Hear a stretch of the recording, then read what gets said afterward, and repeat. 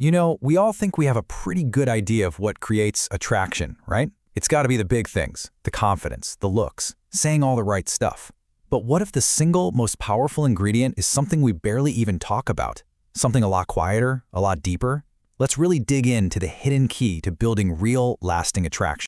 So let's just ask it straight up. When you strip everything else away, what is the one thing that truly builds that deep, solid sense of attraction? I have a feeling it's not what most of us have been taught to believe. Our culture usually points to stuff like this, right? That almost overwhelming in-your-face confidence. Having flawless looks. Always having the perfect line ready to go. Or, just being the loudest, most attention-grabbing person in the room. It's kind of what we see in the movies. But is that really what builds a foundation? And that right there, that brings us to this huge misconception about attraction. Sure, those surface-level things might catch someone's eye for a minute, absolutely. But they completely miss the one element that actually makes attraction last.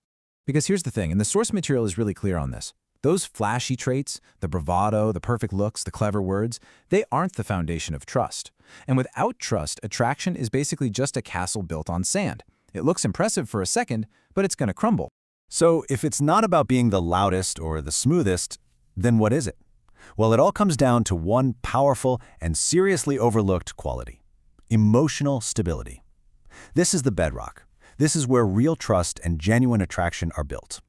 So what do we even mean by emotional stability? Okay, first off, it is not about being a robot with no feelings, not at all. It's the ability to feel everything, the anger, the joy, the frustration, but without being totally controlled by it. It's about choosing to respond with thought instead of just reacting on pure impulse. And it's so important to get this right. Emotional stability is not the same as emotional suppression. See, suppression is when you just ignore your feelings. You bottle them up and pretend they're not there. Stability is the total opposite. It's about acknowledging your feelings and then having the self-command to act with purpose and consistency. It's a skill, not a weakness. So why is this one trait so incredibly powerful? Well, to understand that, we've got to look under the hood a little bit, at what's happening deep inside our brains when we're around another person. You see, trust isn't just some vague, fuzzy feeling. It's way more primal than that. It's a deep biological mechanism. Our brains are literally hardwired to search for it in other people. Think about it like this. On a subconscious level, the oldest part of your brain is constantly scanning your environment, and it's asking one simple, critical question over and over and over again about everyone you meet. Is this person safe? Are they predictable? Can I rely on them?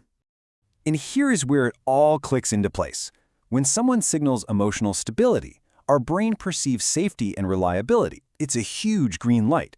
But when someone signals emotional volatility, the unpredictable outbursts, the neediness, the drama, our brain perceives danger, instability. And that is a massive, flashing red flag. All right, so we've seen what builds attraction up. Now let's flip it. Let's look at the fastest way to tear it all down. Because if stability is the foundation, then its opposite, reactivity, is the wrecking ball.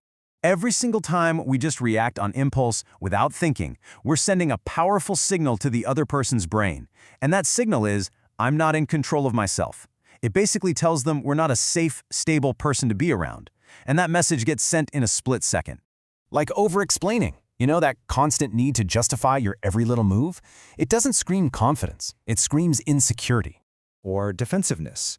The moment someone offers a tiny bit of criticism, you throw up walls. It shows you can't handle pressure. And panic. When things go wrong, and they always do you just fall apart? That tells everyone around you that you can't be relied on when it really counts. And finally, constantly needing reassurance, making your emotional state someone else's responsibility to manage. All of these things, they just broadcast instability to the world. So how do we build this core of emotional stability? How do we get better at this? Well, the solution, it turns out, is ancient.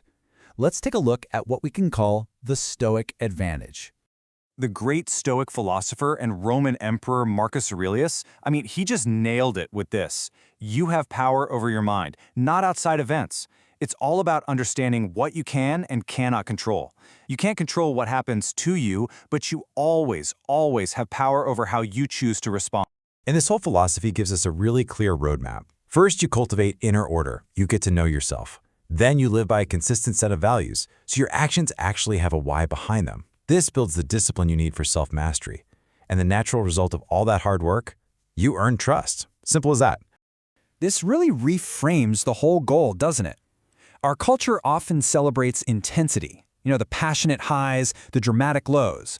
But when it comes to building trust and real attraction, the goal isn't intensity, it's consistency. Being that calm, steady, reliable presence over time. That's what signals safety to another person's brain. So look, if you remember one thing from all of this, let it be this. Focus your energy on building that internal foundation of emotional stability. Trust, and the genuine attraction that comes with it, is just the natural result. It's not something you have to chase. It's something that will follow you once you've done the work. And this is the final, powerful idea here. Chasing approval is often what leads to all those reactive behaviors we talked about.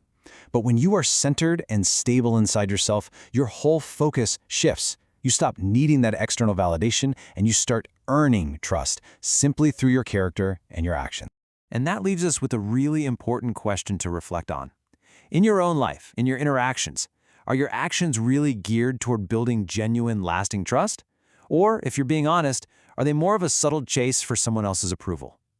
The answer to that question makes all the difference.